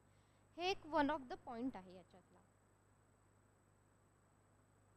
तर हे लेखन जे काही बहुतांशी पोटार्थी झालेले आहे, म्हणजे पोटा पाण्याचा प्रश्न आपण जे काही म्हणतो, बऱ्याच जे काही जसं आपण बखर शिकू तर बखरमध्ये सुद्धा आपल्याला बऱ्याचदा असं लिहितं की त्यांनी असं काही मनातून स्वतःला करायचं म्हणून लिहिलेलं नाही. तर हे पोवाड्यांचंही कुठेतरी आपल्याला असं दिसून येतं की पोटा पाण्याचा प्रश्न म्हणून जे काही आहे तर हे पोटार्थी झालेले आहे. त्यामुळे शाहिरांनी कविता केली ती देशभक्तीने नव्हे तर अर्थकृते, हे जे काय आहे मवा धोंड यांचं जे काही विधान आहे ते मान्य केलं. म्हणजे देशभक्तीसाठी लिहायचंय, काहीतरी खूप भावना उथंबून आल्या असं लिहायचंय, तर असं नाही आहे की तो एक त्यांच्या पोटा पाण्याचा सुद्धा प्रश्न होता. तर म्हणजे त्यांनी काय म्हटलंय, अर्थकृते हे जे काही आहे वापरलेलं आहे. आता मवा धोंड हे एक अभ्यासक आहेत, लेखक आहेत, त्यांचं आपण बघूयात त्यांनी काय म्हटलेलं आहे. मवा धोंड, मवा धोंड काय म्हणतात बघा, पोवाड्या जे काही शाहीर आहे तर त्या शाहिरांविषयी मवा धोंड काय म्हणतात की शाहिरांनी कविता केली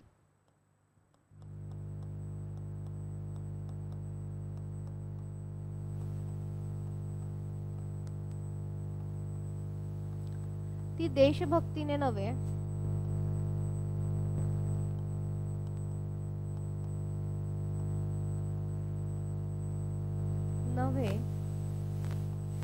देशकृतीसाठी नाही नव्हे तर अर्थकृते, अर्थ म्हणजे काय, मनी, पैसे, अर्थकृते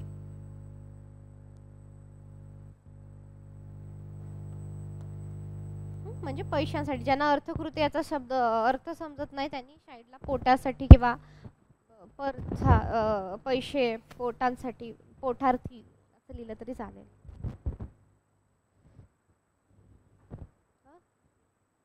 हा, उपजीविका लिहिलं तरी चालेल. उपजीविका हा चांगला शब्द आहे.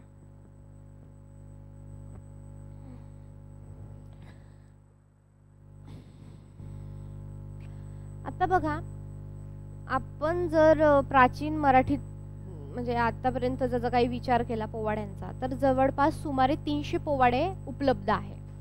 किती पोवाडे उपलब्ध आहे? एकूण 300 पोवाडे.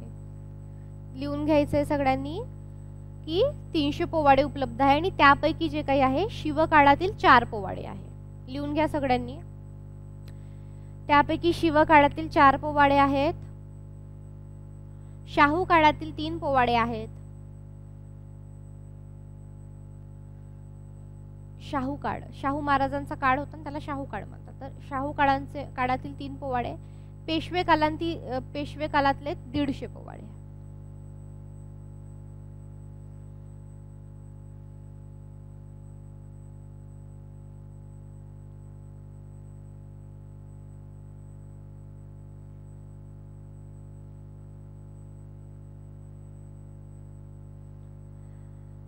आणि उरलेले अव्वल इंग्रजी आमदनीतील आहे.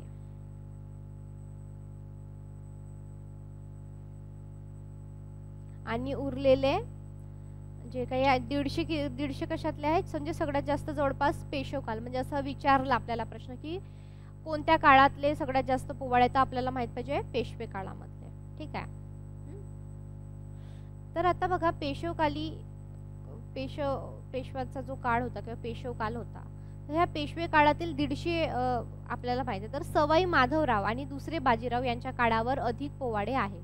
पण ह्या उपलब्ध पोवाड्यांवरून आपल्याला असं आढळून येतं की मराठी शाहीतील अत्यंत पराक्रमाचे आणि रोमहर्षक असे प्रसंग पोवाड्यामध्ये येऊ शकलेले नाहीत. आणि ज्या लढाईपासून मराठी शाहीला उतरती कडा लागली, त्या खरड्याच्या लढाईत मात्र जास्त पोवाडे झाले. म्हणजे खरड्याच्या, म्हणजे असं लिहू शकता तुम्ही की खरड्याची जी काही लढाई होती, खरडा म्हणजे असं वेगवेगळ्या ठिकाणी लढाया झाल्या, तर खरडा नावाचं ठिकाण होतं, ते खरड्याची लढाई, त्याला खरड्याची लढाई म्हणतात. त्या खरड्याच्या लढाईवर काय झालेलं आहे, जास्त पोवाडे लिहिल्या गेले आहेत.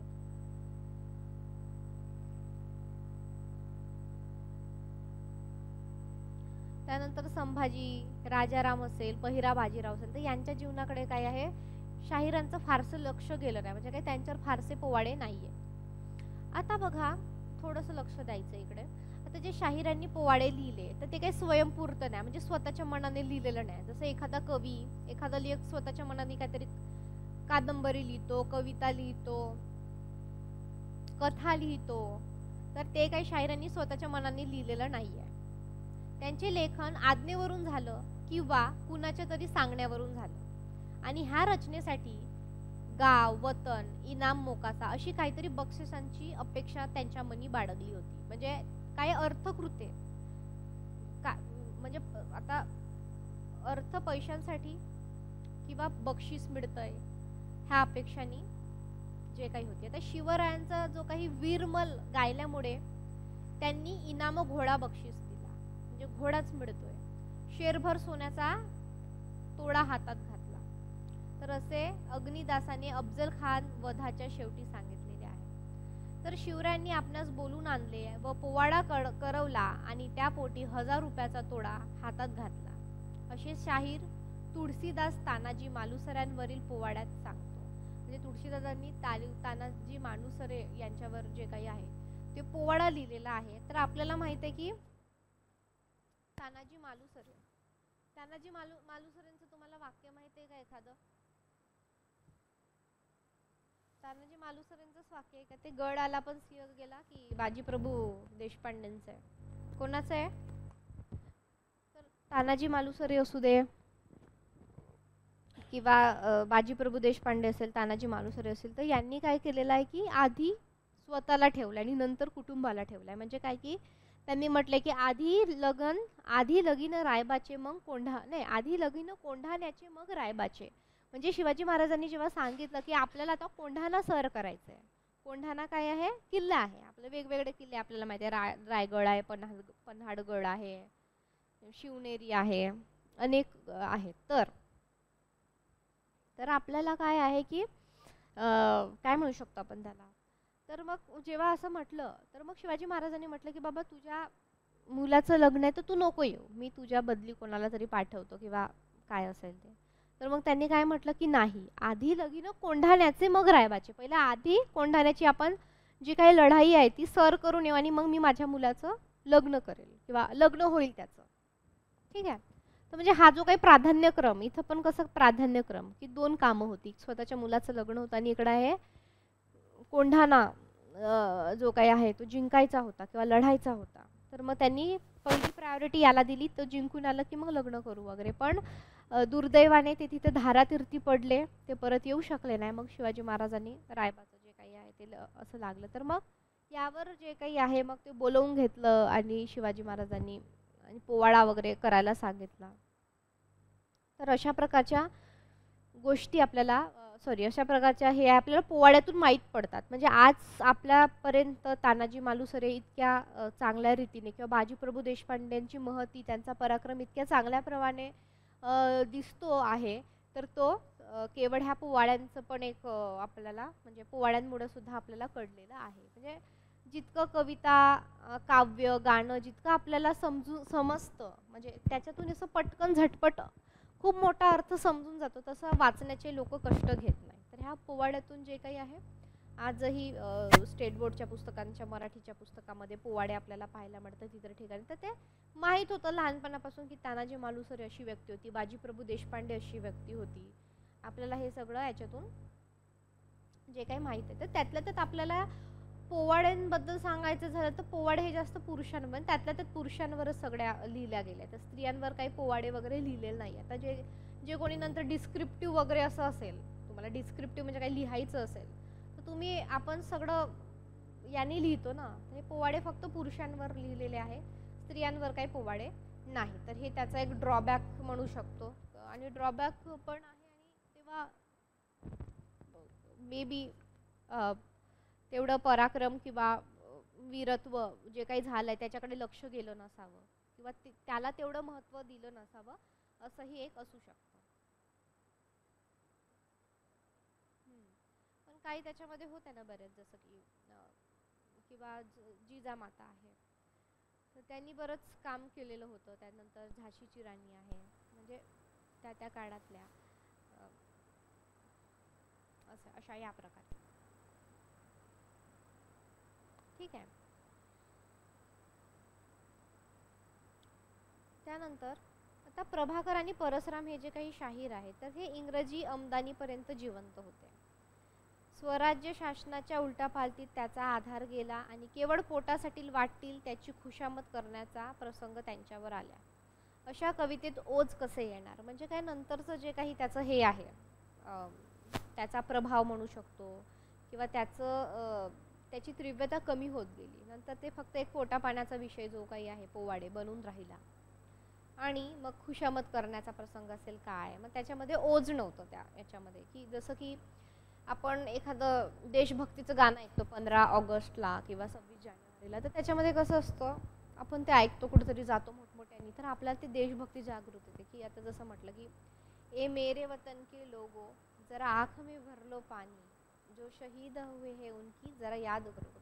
ते ऐकून आपल्या मनात दाटून येतं सगळं, ते कुठेतरी आठवतं, रे बापरे ते सीमेवर गेले, लढले, मेले, किंवा जे काही आहे स्वातंत्र्य लढा झाला, फाळण्या झाल्या, भारत पाकिस्तान वेगळे वेगळे झाले, जे काही असेल ते आपण कुठेतरी इतिहासामध्ये जातो. आपल्याला अशी देशभक्तीची ते फक्त गाणं ऐकल्यावरच आपल्याला येतं. तर जे काही ओज आहे सांगण्याचं तात्पर्य हे काय, मग नंतर काही असं इतके प्रभावी जे काही पोवाडे किंवा हे राहिलेलं नाही.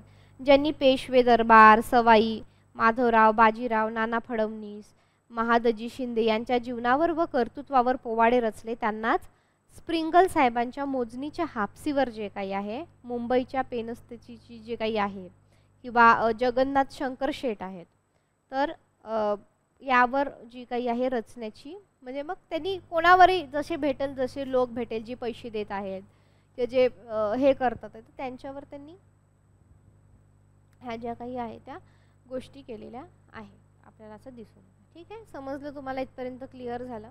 तर आपण आता आपल्याकडे 10 मिनटं बाकी आहे, तर त्याच्यामध्ये थोडंसं लावणीबद्दल थोडक्यात इंट्रोडक्टरी आपण आज बघूया, मग डिटेलमध्ये आपण ते उद्या घेऊ. तर आजपासून बघा आपलं पोवाडा संपलेला आहे. तर या व्यतिरिक्त काही फारसं वगैरे तुम्हाला याच्यामध्ये विचारणार नाहीत. ठीक आहे, तर तुम्हाला आज ते रिव्हिजन करा पोवाड्यांवर, आणि पोवाड्याच्या असा काही पलीकडे प्रश्न येणार नाही. ठीक आहे, तर हेच तुम्ही जास्त करून तुम्हाला लक्षात ठेवण्याची गरज आहे. त्याच्यानंतर आपण थोडं लावणी बघूयात. लावणीचं जे काही आहे थोडं इंट्रोडक्शन ते बघूयात आपण. ठीक आहे,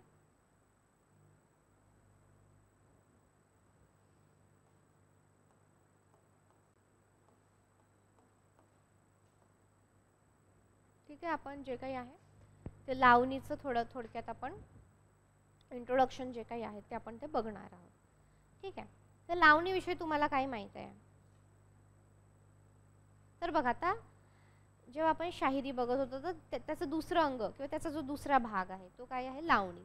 आता पोवाडा कसा आहे, पोवाडा म्हटल्यावर असा रांगडा, काहीसा ओबडधोबड आपल्याला वाटतो. तर लावणी कशी वाटते, लावणी ही नाजूक आणि अटकर बांधायची वाटते. पण मध्यंतरीच्या काळात लावणीला म्हणावा तसा न्याय मात्र मिळालेला नाही. लावणीत शृंगाराला नाक मुरडणे ब्रिटिश राज्यवटीत निर्माण झालेल्या सभ्यतेचे लक्षण होऊन बसले होते. म्हणजे तुम्ही लावणी पाहिली असेल कधी टीव्हीवर, व्हिडिओमध्ये, कुठेही, तर त्याच्यामध्ये काय असतो, भरपूर शृंगार असतो. त्यांची केशभूषा, वेशभूषा, मेकअप असेल, काय जे काय असेल तर ते काय असतं, जास्त असते, भडक असतं, जास्त असतं. त्याच्यामुळे काय की ब्रिटिश राज्यवटीत निर्माण झालेल्या सभ्यतेचे लक्षण म्हणजे नाक मुरडणे, त्यातल्या शृंगाराला नाक मुरडणे म्हणजे काय, दुर्लक्ष करणे, बाबा हे काही सभ्यतेला शोभून दिसत नाही वगैरे. त्यामुळे पांढरपेशा जो काही समाज आहे आणि सुशिक्षितांच्या जीवनापासून ती काय झालेली आहे, लांबच राहिली. आत्ता कुठं म्हणजे नंतरच्या काळामध्ये काय झालेलं आहे की थोडी बहुत आपल्याला त्याला थोडीशी प्रतिष्ठा, त्याला एक लोकसाहित्य किंवा कला प्रकार, लोककला म्हणून नंतर बघितले गेलेलं आहे. पण आधीच्या काळामध्ये काय झालेलं आहे की त्याला काही फारसं लोकांनी नाक मुरडले होते, त्यातल्या त्यात पांढरपेशा समाजांनी आणि सुशिक्षितांनी. त्याच्यामुळे ती लांब राहिली. आता शृंगार हा लावणीचा रस आहे. जसं आपण पोवाड्याचा कोणता वीर रस आणि त्याच्यानंतर एखाद दोन पोवाड्यांमध्ये करुण रस पाहिला, तर याच्यामध्ये काय आहे, शृंगार. यामध्ये आपल्याला जो काही आहे तो शृंगार रस दिसून येतो. ठीक आहे.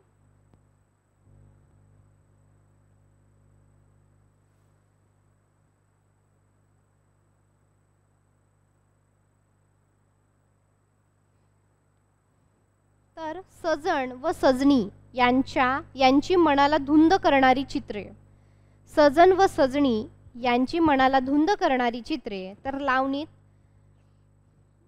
प्रत्यही जे काही आहे आढळतील. अंतरंग शृंगार रस पूर्ण आणि म्हणण्याचा ढंगही तितकाच नखरेबाज, म्हणजे याच्यामध्ये काय नखरा आहे. त्यामुळे लावणी ऐकण्यापासून वैषयिक सुखाची प्राप्ती होत असल्याची जी काही आहे जाणीव, ते आपल्याला हे लावणीमध्ये दिसून येते. ठीक आहे. असं काही अभ्यासकांनी सांगितलं. तर लावणीमध्ये प्रणयपूर्ती खेरीज दुसरे प्रश्न नाहीत असे आक्षेपही घेतलं जातं. आता प्रणयपूर्ती म्हणजे काय की प्रणय म्हणजे एक रोमांस आपण असं म्हणू सोप्या भाषेमध्ये. तर काही लावण्यातील अतिरिक्त शृंगार वगळला तर हे आक्षेपही भूषणावह ठरावेत अशी स्थिती आहे. म्हणजे त्यांनी म्हटलं की हे याच्या पलीकडं काही नाही बाबा, लावणीमध्ये काय फक्त शृंगारा काय म्हणू शकतो प्रणयपूर्ती आहे, त्याच्या पलीकडे काही दुसरे प्रश्न दिलेले नाही आहेत. तर काही लावण्यातील आपल्याला अतिरिक्त शृंगार वगळला तर हे आक्षेपही भूषावह ठरते अशी स्थिती आहे. आता कारण लावणीतील शृंगाराला काही अपरिहार्य अशी भूमिका आहे. पुढच्या क्षणी आपण सजीव असू की मरणधीन होऊ याची खात्री नसलेला पहिल्या उमेदीचा तरुण रणांगणावर जेव्हा असतो तर काय प्रेयसी असेल, पत्नी असेल, प्रेम याखेरी दुसऱ्या कोणत्याही विषयाला आपल्या अंतरंगात सहसा थारा देऊ शकत नाही. म्हणजे कळतंय का आता हे आपण याच्या मागचं जे काही आहे विचारधारा, भावना जे काही आहे ते समजून घेणार आहोत. तर एखादा रणांगणावर गेलेला आहे एखादी व्यक्ती, ठीक आहे, रणांगण वीर आपण त्याला म्हणू, तर काय आहे का आता त्याला माहित आहे एक तर मी वाचणार नाही तर मरणार, हे दोनच ऑप्शन आहे, याच्यातून काही पळ काढता येत नाही, काही नाही. पण त्याला काय त्याला ते शेवटचं जे काही आठवतं ते त्याची प्रेयसी असेल, त्याची पत्नी असेल, ठीक आहे, प्रेम याखेरी काय त्याला दुसऱ्या विषयाला तो अंतःकरणात जागा देऊ शकत नाही. अशी लावणीतील शृंगाराची कारणी मीमांसा जे काही आहे नरफाटक यांनी केलेली आहे. आता ही मीमांसा लक्षात घेतली तर लावणीतील शृंगार क्षम्य ठरणारा आहे. इतकेच नव्हे तर लावणीतील शृंगाराची जी काही उत्कटता आहे तर ती शिपाईगिरीत शिरलेल्या जे काही खेळवड शिपाऱ्यांच्या मनोरचनेसाठी ही जी काही आहे ती आवश्यक होती असं नरफाटक म्हणतात. तर काय आहे की आता वीरश्री आणि शृंगार हे जे काय दोन्ही तारुण्याला शोभणारे विषय आहे. तर एकातून काय रंगेलपणाला आव्हान आहे, तर दुसऱ्यातून काय दिसते आपल्याला, जीवनाच्या विलासाची जी काही आहे ते ओढ दिसते. शिपाईगिरी करणाऱ्या रांगड्या शेतकऱ्याला पोवाडे जशी वीरश्री देते, तसे लावणीतील शृंगार वर्णनाचे खुलवावे हे स्वाभाविकपणे म्हटले पाहिजे. म्हणून काय, वीर रसाशिवाय पोवाडा बहरणार नाही, तर शृंगार रसाशिवाय लावणीची मजा नाही असं म्हटलं जातं. म्हणजे लावणीची एक आपली एक गरज आहे, पोवाड्याची आपली एक गरज आहे. जसं की पोवाडा ऐकून एक वीरत्व असं वीर गुण येतो, तसं लावणीचंही आहे. तर अशा ह्या लावणीचा जो काही जन्म आहे तो पूर्व पेशवाईमध्ये झाला. आपल्याकडे माहिती आहे, आपल्याकडे पेशवाई होती, तर याचा जन्म कधी आली, पूर्व पेशवाईमध्ये आली. आणि पानपतानापासून ते पुढे स्वराज्य शासनाच्या कालखंडातील तर ती बहरत राहिली. नंतर आता लावणीच्या जन्माचा आणि विकासाचा जो काही कालखंड आहे, तर तो मराठी साम्राज्याचा ऐश्वर्याचा आणि म्हणजे तेव्हा खूप काय म्हणतात, समृद्धता होती, ऐश्वर्य होतं, अधिकार उपभोगण्याचा जो काही कालखंड होता राजांचा. तर आता मराठ्यांना कोणीही मोठा शत्रू उरला नव्हता. तर मग वैभवही खूप मिळालं होतं, खूप समृद्धता होती. मग परिणामता ऐहिक सुख उपभोग जो असतो आणि विलासाला ऊत येणे स्वाभाविक असते. म्हणजे बघा की जेव्हा आता म्हणजे हे आता थोडं स्पष्ट करून सांगताना कसं आहे की जेव्हा काहीतरी लढाई करायची आहे, दुश्मन आहे, तेव्हा खूप टेन्शन असतं ना, असं हे करायचंय, डोक्यामध्ये ते विचार असतात. पण आता जेव्हा रिलॅक्स आहे सगळं, म्हणजे आता समृद्ध आहे, जमिनी आहेत, पीक पाणी चांगलं आहे, पैसे आहेत, समृद्धता आहे, तर तेव्हा मग काय आहे, कसलंही टेन्शन नाही. तर मग मनोरंजन असेल, लावणी असेल, तुम्ही म्हणजे विचार करून बघा की ह्या गोष्टी मग आपसुकच होऊन जातात. म्हणजे मग आता समजा एक मॅस्लो म्हणून एक सायंटिस्ट होऊन गेलेला, एक समाजशास्त्रज्ञ होऊन गेला, तर त्याचं म्हणणं काय आहे की जो माणूस असतो ना, हा सगळ्यात पहिला माणूस, तर त्याला ह्या 3 वस्तूंची खूप काळजी असते. म्हणजे त्याचे बेसिक नीड्स, मूलभूत गरजा, अन्न वस्त्र निवारा समजा, ठीक आहे. तर जोपर्यंत त्याच्या ह्या गोष्टी पूर्ण होत नाही ना, तोपर्यंत तो इतर गोष्टींचा विचारच करत नाही. मग एकदा का ह्या गोष्टी त्याच्या झाल्या चांगल्या, मग तो नंतर काय करतो, त्याचं शिक्षण आहे, घरदार आहे, त्याचा विचार करतो. मग ते झालं की म्हणजे मग त्याचे जे स्टँडर्ड्स बदलतात, सगळ्या गोष्टींचे स्टँडर्ड ऑफ लिव्हिंग बदलतं, स्टँडर्ड हे ह्या सापड्यातून जेव्हा तो बाहेर पडतो, तेव्हा मग तो शिक्षण, मग मला असं वाटते की बाबा मी हे करावं, ते करावं, मग पोटा पाण्याचा प्रश्न संपला की तो त्याच्या स्वप्नाच्या मागे जातो. ते स्वप्न पूर्ण झाली त्याची पूर्ण की मग त्याला असं वाटतं की शांती पाहिजे, हे पाहिजे, ते, मग तो अध्यात्माकडे जातो. हे एक मॅस्लो नावाचे जे हे आहेत आपले समाजशास्त्रज्ञ होऊन गेली, त्यांनी ती थेरी मांडली की माणूस कसं काम करतो, त्याचे असे टप्पे आहेत. म्हणजे त्याच्या ह्या गरजा संपल्या की मग तो शिक्षण, त्याचा स्वप्नांचा विचार करेल, त्या गरजा संपल्या की मग तो आध्यात्मिकतेकडे वळेल. म्हणजे ह्या थेरीज सांगितलं आहे. तर मग हे थेरीज इथं कशी लागू झाली की बाबा आता तो जो काळ होता पूर्व पेशवाईचा वगैरे सगळा सघन सगळं होतं, समृद्धता होती, काही लढाई नाही, युद्ध नाही, पीक पाणी चांगलं होतं, समृद्ध होती. तर मग आता अशा वेळी जे काही आहे, तो जो काही काळ होता तो सुख उपभोगण्याचा काळ होता. आणि त्याच्यामुळं मग काय झाली की लावणी खूप बहारली. मग असं त्याचा जो काही आहे तो अर्थ आहे. तर लावणी नंतर ती खूप विकसित होऊन गेली. सुरुवातीला लावणी वेगळ्या फॉर्मॅटमध्ये होती.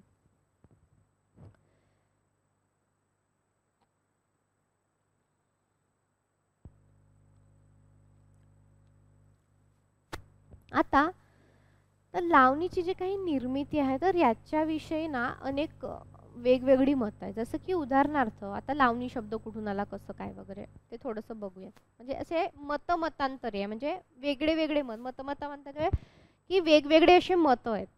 तर काय आहे, शेतात लावणी करताना म्हटले जाते ते लावणी गीत असं एक आहे, अशी एक धारणा आहे किंवा एक असा एक समज आहे. पण लावणी हे लोकगीत असले तरी कृषी गीत नाही असंही आहे. मग त्यानंतर दुसरं मत कसं आहे की लवण म्हणजे काय? सुंदर. त्यावरून लावण्या ह्या भाववाचक नामाप्रमाणे स्त्री सौंदर्य वर्णनपर काव्य म्हणजे लावणी. म्हणजे सुंदर स्त्रीचं म्हणजे स्त्रीच्या सौंदर्यावर एखादं गाणं काव्य जे काही आहे म्हणजे स्त्री सौंदर्य वर्णन जे काही केलेलं काव्य म्हणजे लावणी असं सुद्धा व्याख्या केली जाते. पण सौंदर्य या अर्थी लावणी हा शब्द मराठीत योजलेला कुठेही आढळत नाही असा एक अभ्यास आहे. तर मग लापणिक, आता लापणिक म्हणजे काय? आध्यात्मिक कूट प्रश्नात्मक संस्कृत रचना. मग याच्यातून आलेला आहे का? लापणिक हा शब्द संस्कृत वाटत असला तरी तो संस्कृतात सुद्धा आढळत नाही असं मवाधोंड स्वतः सांगतात. मग आता गुणे नावाचे एक पादा गुणे नावाचे अभ्यासक होते. त्यांचं काय म्हणणं आहे की आपल्या अपभ्रंश वाङ्मयातील निबंधात लापणिका म्हणजे ग्रामीण गीते असा सुद्धा अर्थ दिलेला आहे. तर अशा प्रकारे जे काही आहे अनेक जी काही आहे ती मतांतरे आपल्याला याच्यामध्ये दिसून येतात. तर आता हे लावणीचं जे काही आहे ते आपण उद्या परत बघूया. ठीक आहे. तर आज जे काही झालेलं आहे पोवाडाच करा, लावणी राहू द्या. आपण एक थोडंसं 5-10 मिनिटाचं रिव्हिजन घेऊ आज जे शिकवलं आणि ते मग परत उद्या हे करूयात. ठीक आहे. चालेल, थांबूयात आपण इथेच आता. भेटूया उद्या. पण नक्की उजळणी करा, रिव्हिजन करा व्यवस्थित आणि थेंबे थेंबे तळे साचे असे म्हणतात. तर रोजचा अभ्यास रोज केल्याने तुम्हाला दडपण येणार नाही आणि तुमची परीक्षा अशी छान जाणार. ठीक आहे. चालेल, थांबूयात आपण इथेच.